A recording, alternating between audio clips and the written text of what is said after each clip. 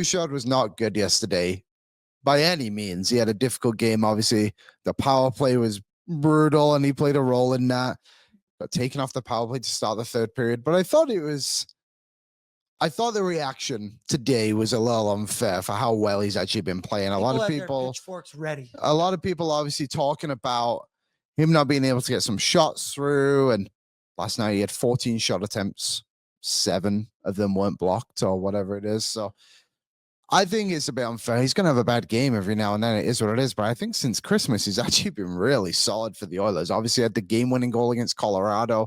He had the game the other day, had 10 shots. Like, besides the Kings game, which was just a tight game in general, I think he's been way better. Do you think I'm right? Wrong? So, bit of both? Last night, he had 6 individual shot attempts at 5-on-5. None of them got through.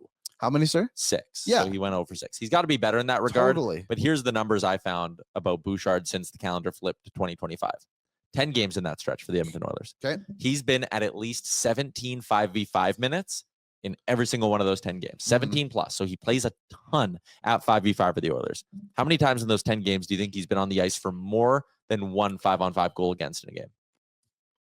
0. Has been on the ice for multiple 5-on-5 goals against in a game once in 10. And I understand that is a somewhat low bar, but the idea that he's going out there and just getting caved every single night and he can't keep pucks out of his net. I had someone on Instagram DM me today, like a highlight reel of all of Bouchard's defensive mistakes since the playoffs. And I was like, I'm not talking about that on the show because it's pointless. It's cherry picked. Well, yeah. Are there some gaffes? Absolutely. In the last 10 games, he has been on the ice for 5-on-5 goals against. 1 every 2 games. For a guy that plays 17 minutes and go look at the opponents, he plays against the other team's best a lot. He's also on the ice with the Oilers' best a lot, so I'll give him that. But still, Evan Bouchard has not been a problem since Christmas. And the people who want to sit there and we are all the way to Darnell Nurse the last 2 seasons where you people are not recognizing shit he does well. It is just like, oh, he didn't get a puck out. Boo. Useless. Don't pay him. If you don't want to recognize the elite talent that Evan Bouchard is, go right ahead.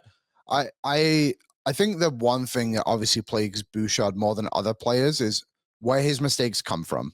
Like, we all see them, his fumbles on the blue line that end up in breakaways, and then his nonchalant skating. But like, overall, he's pretty reliable. I looked back to the last time he was on the ice for 2 goals against at 5-on-5 was the Florida game.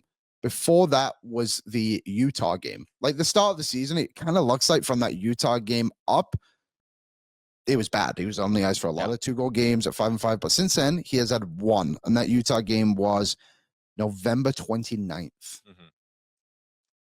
He's been better. Imagine if you could get supermodel girlfriend. Oh, I have one. Me too. But she's just not a great cook. Do you leave the supermodel because she's not a great cook, or do you go, maybe I'll just learn how to cook and I'll deal with this one myself? But like, that's what we're doing here, right? It's Evan Bouchard is the best, one of the best. Sorry, Evan Bouchard is one of the best puck moving, play driving offensive defensemen in the NHL. Over the last couple of seasons, he has been the best playoff performing defenseman in the NHL. Go look at the game winners. Go look at the clutch goals. Go look at the big plays. He's been awesome. He's been unbelievable. And people want to throw him off to the side because he isn't elite defensively. Also, off the rush, he is very, very good defensively. He is. Like, one of those 5-on-5 goals that he was on recently was the McKinnon one. And he's like, he actually defended that quite well. It was just Nathan McKinnon that he went up against. And sometimes that's going to happen. He is by no means like this amazing shutdown defenseman. And no one's asking him to be. But he's way better than people give him credit for. And I think last night, again, wasn't good. It wasn't one of his good games. But in the big picture of it, he's been way better recently. And I think it's unfair to just dive so hard on him last night. And also, again, maybe we should have learned this lesson with Darnell Nurse, but like, sometimes guys have bad years. No. Like, that's a thing that happens in sports. Guys have bad dipped seasons. And it is what it is. Yeah. And I don't think, like, again, we've had the argument about Klingberg. Like, the Klingberg thing is different because he hasn't had a good season in like 3 or 4 years. And it's like, okay, he's aging, whatever. But like, sometimes young players have bad years. And I know Evan Bouchard's not exactly super young anymore. Yeah. He's still closer to the beginning of his career, to even say the middle of his career.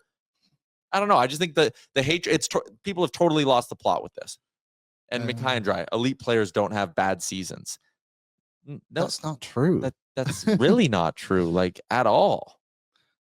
Adam Larson, since December 1st, because everyone just talks about him being this great defenseman. Elite shutdown defenseman. And he is. He has been on the ice since December 1st for 24 5-on-5 goals against, which is the 4th most by defenseman. I know he plays on Seattle, but still. Yeah. You know. And McIntyre, keep him, but don't overpay him. Someone said, would you still give him north of $8 million? If I could sign Evan Bouchard to an 8x8 right now, I would run on foot to Rogers Place and make it happen. Like, and guess what? If you don't, and if you wouldn't sign Evan Bouchard to an 8x8 right now, I question what hockey team you watch. There are defensive gaffes in his game. Like I get that. I am not sitting here and saying he's the second coming of Nicholas Lidstrom, but with the way this sport goes and is going to continue to go, defensemen like Evan Bouchard are going to be at a premium. And if you won't pay him 8x8, someone else will give him 8x9 and they will love every single second of it. So again, you got the supermodel girlfriend. Don't break up with her because she doesn't know how to cook. Learn to cook yourself.